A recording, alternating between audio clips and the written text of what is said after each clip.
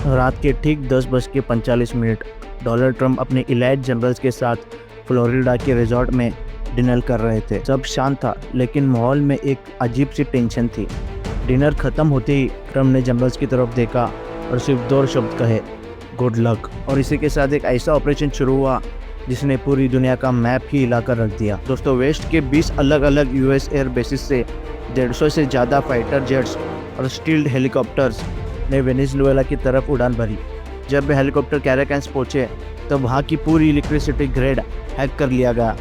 एक झटके में पूरा शहर अंधेरे में डूब गया था। लेकिन ये तो बस शुरुआत थी। एक सिटिंग प्रेसिडेंट को उसके घर से उठाने का स्क्रिप्ट लिखा जा चुका था। रात के करीब 2:01 अमेरिका के सबसे खतरनाक और elite force Delta Force President Nicolas Maduro के प्राइवेट कंपाउंड के छत पर उतरते हैं। मोदुरो और उसकी वाइफ सिलिया फ्लोरिस गहरी नींद में सो रहे थे।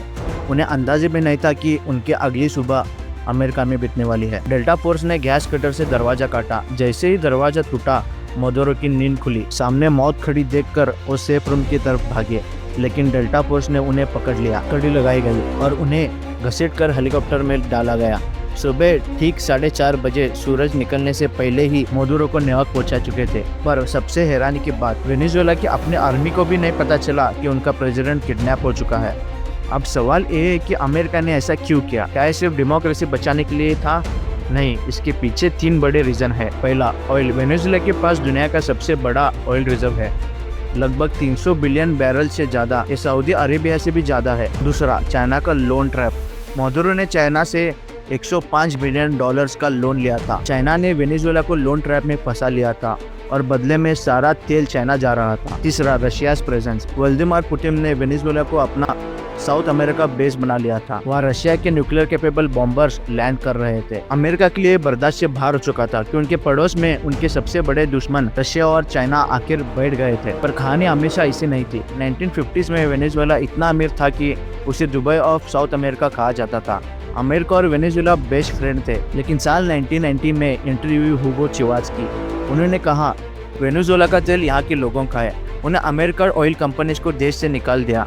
जब 2013 में चिवाज की डेथ हुई तो उनका सक्सेसर बना एक बस ड्राइवर जिनका नाम था निकोलस मोदुरो। पर मोदुरो के आते आते ही ऑयल प्राइस क्रैश हो गए। वेनेजुएला की इकोनॉमी ताश के पतंग की तरह बिखर गई। हाइपर इन्फ्लेशन इतना बड़ा कि एक ब्रेड का पैकेट खरीदने के लिए बोरी भर पैसा ले जाना पड़ा। कुछ लोग तो नोट जलाकर ठंडी से बचने लगे क्योंकि टिश्यू पेपर नोट से महंगा हो गया था। जब डोनाल्ड ट्रंप पावर में आए, उन्होंने मैक्सिमम प्रेशर पॉलिसी अपनाई। उन्होंने मोदुरो को डिक्टेटर डिक्लेयर कर दिया। अमेरिका ने वेनेजुएला पर इतना सैंक्शन लगाए कि वो अपना तेल बेच ही नहीं पा रहे थे। पर एक सवाल है, प्रेसिडेंट को किडनैप करना लीगल है? तो जवाब है नहीं। इंटरनेशनल लॉ के मुताबिक यूएन चार्टर आर्टिकल 24 कहता है कि कोई भी देश किसी भी दूसरे सॉवरेन देश पर हमला नहीं कर सकता। लेकिन अमेरिका ने एक स्मार्ट मूव खेला। उन्होंने मोदुरो को प्रेसिडेंट नहीं, एक ड्रग डीलर डिक्लेयर कर दिया। यूएस डिपार्टमेंट ऑफ जस्टिस ने मोदुरो पर 15 मिलियन का इनाम रखा था और उनका जस्टिफिकेशन था कि हमने एक प्रेसिडेंट को नहीं, एक क्रिमिनल को अरेस्ट किया है। और आज मोदुरो न्यूयॉर्क के जेल में है। वेनेजुएला का तेल अब अमेरिका शिप्स में भरा जा रहा है। और इस वेनेजुएला के इंसिडेंट से हमें एक सीख मिलती है। इस नई दुनिया में अगर आपके पास पावर नहीं है तो आपकी आज़ादी सिर्फ एक गलत फहमी है। इंटरनेशनल लॉ सिर्फ कमजोर देश के लिए है। अगर आप सुपर पावर है तो आप ही जज है और आप ही जूरी है और आप ही एग्जीक्यूटर है। क्या डेमोक्रेसी की जीत थी या फिर पावर का नंगा नाच? कमेंट में जरूर बताइए।